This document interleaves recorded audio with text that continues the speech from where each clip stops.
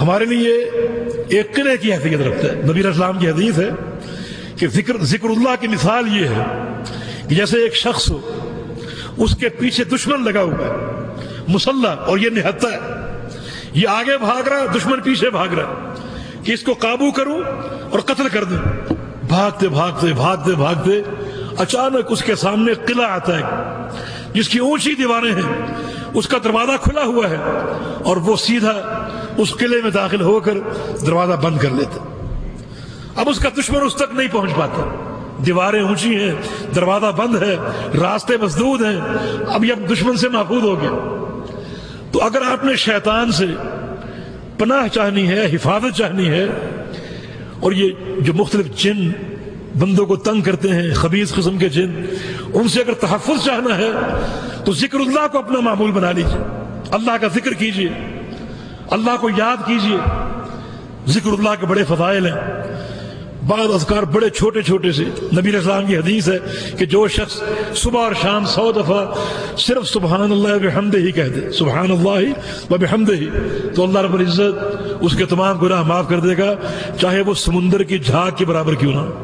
رسول اللہ صلی اللہ علیہ وسلم کی حدیث ہے کہ جو شخص لا الہ الا اللہ وحدہ لا شریک لہ لہ الملک ولہ الحمد وہو علی کل شیء قدیر 100 دفعہ پڑھ لے، اللہ تعالیٰ اس کو 10 غلاموں کو آزاد کرنے کا ثواب دے گا، 100 درجے جنت میں بلند کرے گا، اور 100 گناہ اس کے معاف کر دے گا، اور اس دن اس سے بہتر کسی شخص کا عمل نہیں ہوگا، اس دن سب سے بہتر عمل اسی کا ہوگا۔ رسول اللہ صلی اللہ علیہ وسلم کی حدیث ہے کہ ایک عمل کی نشاندہی کروں کہ وہ عمل جہاد فی سبیل اللہ سے افضل، کہ تم میدان جنگ میں جاؤ، دشمن تم کو مارے، تم دشمن کو مارو، اپنی جانیں پیش کر دو، دشمن کو ختم کرنے میں کامیاب ہو جاؤ، اس تمام سے افضل تمہیں بتاؤں کیا چیز ہے؟ فرمایا کہ ذکر اللہ، اللہ کا ذکر۔ ہاں، ذکر کے حوالے سے ایک دو باتیں اپنے سامنے رکھیں، اور اپنے اعمال کو برباد نہ کرو میرے بھائیوں۔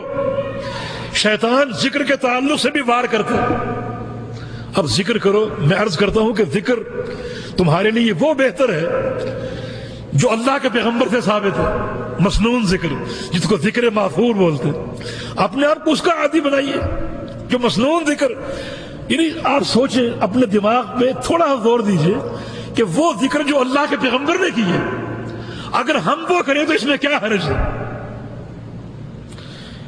جو ذکر اللہ کے پیغمبر نے کیے، ہمیں وہ ذکر کرنے چاہیے، وہ ہمارے نبی ہیں، ہم نے ان کی اتباع کرنی۔ ان اذکار میں کیا اسرار ہیں، کیا رموز ہیں، کیا برکتیں ہیں، کیا رحمتیں ہم نہیں جانتے، ہم اللہ کے پیغمبر کی اتباع کریں۔ لیکن یہ بڑے افسوس کی بات ہے کہ شیطان یہاں اپنا وار کر جاتا ہے۔ اب کسی کے ہاتھ میں عہد نامہ ہے، کسی کے ہاتھ میں درود لکھی، درود تاج، درود ہزاری، دلائل الخیرات، مصنوعی اذکار، مصنوعی گھڑے ہوئے اذکار، جن کی نہ کوئی سند ہے، نہ کوئی برہان ہے، بلکہ بعض اذکار کے معنی شریعت کے خلاف ہے، توحید کے منافی۔ یہاں بھی شیطان ہم کو ورغلا گیا۔ وہ ذکر کرو جو اللہ کے پیغمبر ثابت، چھوٹے چھوٹے ذکر۔ نبی علیہ السلام کا فرمان ہے کہ لا حول ولا قوت الا باللہ کنز من کنوز الجنہ، یہ جنت کا خزانہ ہے۔ لا حول ولا قوت الا باللہ جنت کا خزانہ ہے۔ کتنا قیمتی ذکر، کتنا قیمتی ذکر۔ رسول اللہ صلی اللہ علیہ وسلم نے فرمایا کہ افضل الذکر اربع، افضل الکلام اربع، کہ 4 چیزیں سب سے بہترین ذکر ہیں، 4 کلام ایسے ہیں جو سب سے بہترین ہیں۔ کون کون سے؟ سبحان اللہ والحمد للہ ولا الہ الا اللہ واللہ اکبر۔ سبحان اللہ، اللہ پاک ہے ہر عیب سے، ہر شریک سے، ہر طعن سے، ہر نقص سے، اللہ پاک ہے۔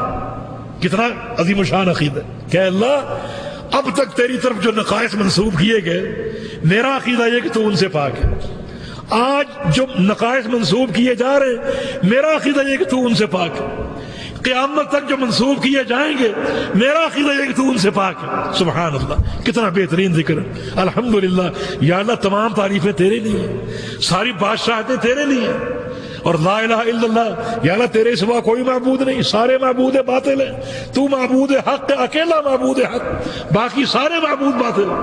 اللہ اکبر، اللہ سب سے بڑا ہے، اللہ سے بڑا کوئی نہیں، اللہ سب سے بڑا ہے، اللہ سب سے بڑا ہے۔ کتنا عظیم شان عقیدہ، کتنا عظیم شان عقیدہ۔ ہمارے ہاں ایک شعر مشہور ہے، آپ بھی سنتے ہوں گے، اس کو پڑھیں اور کیا کہا جائے اس کہنے والے کو۔ وہ کہتا ہے کہ اٹھا کر میم کا گھونگھٹ، اٹھا کر میم کا گھونگھٹ جو جھانکا تیری کملی میں۔ یہ شاعر نبی علیہ السلام کو خطاب کر رہا ہے۔ یہ میم کون سی ہے؟ احمد کی میم۔ وہ کہتا ہے کہ اللہ کا نام ہے احد، احد بغیر میم کے، اور نبی علیہ السلام کا نام ہے احمد میم کے ساتھ، یعنی احد اور احمد میں ایک میم کا فرق ہے۔ یہ فرق کیا ہے؟ وہ شاعر کہتا ہے کہ میں نے سوچا کہ یہ میم کیا ہے۔ اٹھا کر میم کا گھونگھٹ جو جھانکا تیری کملی میں، تو دیکھا ذات احمد میں احد روپوش رہتا ہے، کہ احد چھوٹا ہے، احمد بڑا ہے۔ احد جو ہے وہ احمد کے اندر روپوش ہے۔ اور آپ کیا کہتے ہیں؟ اللہ اکبر، اللہ سب سے بڑا ہے، اللہ سب سے بڑا۔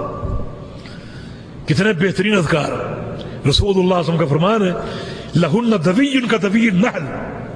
یہ جو اذکار ہیں چار، یہ سیدھے عرش معلیٰ پر جاتے ہیں، اور عرش معلیٰ پر ان کی بنبناہٹ گونجتی، فرشتے باتیں کرتے ہیں کہ یہ ذکر فلاں نے کیا، یہ فلاں شخص نے کیا، آپ کا نام وہاں لیا جا رہا۔ تو یہ بہتر ہے یا یہ دلائل الخیرات بہتر ہے؟ جو ذکر اللہ کے پیغمبر نے دیا وہ بہتر ہے، یہ جو مصنوعی ذکر آپ کے سر پہ تھوپ دیے گئے اور آپ ان کو خریدتے ہیں اور پڑھتے ہیں اور محنتیں کرتے ہیں اور کوئی ان کا فائدہ نہیں۔ ہر چیز میں میرے دوست اور بھائیوں، استقامت کی راہ کو اختیار کرو، اور استقامت کی راہ کی اساس یہ ہے کہ اللہ کے پیغمبر کی سنت کی اتباع کرو، یہ استقامت کا راستہ۔ فصلہ، تیسری چیز کیا ہے کہ نماز قائم کر لو، نماز قائم کرو، نماز کو ضائع نہ کرو۔ ضائع کرنے کے دو معنی، ایک معنی یہ کہ نماز پڑھی ہی نہ جائے، اس نے ضائع کر دیا، حدیث نے اس کو کفر کہا، ایک نماز کو چھوڑنا کفر۔ دوسرا معنی یہ ہے کہ ایک بندہ پڑھتا ہے لیکن رسول اللہ صلی اللہ علیہ وسلم کے طریقے اور آپ کی سنت کے مطابق نہیں پڑھتا، اس نے بھی ضائع کر دیا، اس نے بھی نماز کو برباد کر دیا۔ رسول اللہ صلی اللہ علیہ وسلم کا فرمان ہے کہ قرب قیامت مسجدیں بھری رہیں گی، نمازیوں سے آباد رہیں گی، لیکن رب مصلی لا خلاق لہ، بہت سے نمازی وہ ہوں گے، اکثر نمازی وہ ہوں گے جنہیں ان کی نماز کا کوئی ثواب نہیں ملے گا، کوئی ثواب نہیں۔ کیوں؟ اس لیے کہ ان کی نمازیں نبی علیہ السلام کی سنت کے خلاف ہوں۔ اور یہاں فرض کیا ہے، حکم کیا ہے؟ حکم یہ ہے کہ صلو کما رأیتمونی اصلی، کہ بالکل ویسی نماز پڑھو جیسی مجھے پڑھتے ہوئے دیکھتے ہو۔ تو میرے بھائی یہ کوئی معمولی چیز نہیں ہے، ہم صرف یہ کہہ کر ٹال دیتے ہیں کہ بھائی نماز تو پڑھتا ہے نا، مسجد تو آتا ہے نا، جیسی مرضی پڑھ لو، یہ ساری ادائیں ہیں۔ نہیں، ادائیں نہیں ہیں، رسول اللہ صلی اللہ علیہ وسلم کا ایک ہی طریقہ نماز کا، اس طریقے کو سیکھو۔ اس کے لیے صحیح بخاری کس نے دیکھی ہے؟ پوری دنیا کے علماء کا اتفاق ہے کہ قرآن حکیم کے بعد سب سے صحیح کتاب صحیح بخاری۔ کسی کو توفیق ہوئی کہ صحیح بخاری کھول کر اپنی نمازیں چیک کر کے دیکھ لیں کہ سنت رسول کے مطابق ہیں یا مخالف ہیں؟ دنیا میں بڑے ہم ماہر ہیں، دنیا کمانے کے لیے 7 سمندر پار چلے جاتے ہیں، وطن کو چھوڑ دیتے ہیں، بچوں کو چھوڑ دیتے ہیں، ماں باپ کو چھوڑ دیتے ہیں، دنیا خوب کماتے ہیں، بڑی مہارت سے کماتے ہیں، اور دنیا کے سامان گھر میں موجود ہے، گھر میں ٹی وی موجود ہے، گھر کی چھت پہ اینٹینا بھی لگا ہوا ہے، لیکن اگر نہیں ہے تو کیا نہیں ہے؟ صحیح بخاری نہیں۔ وہ مجموعہ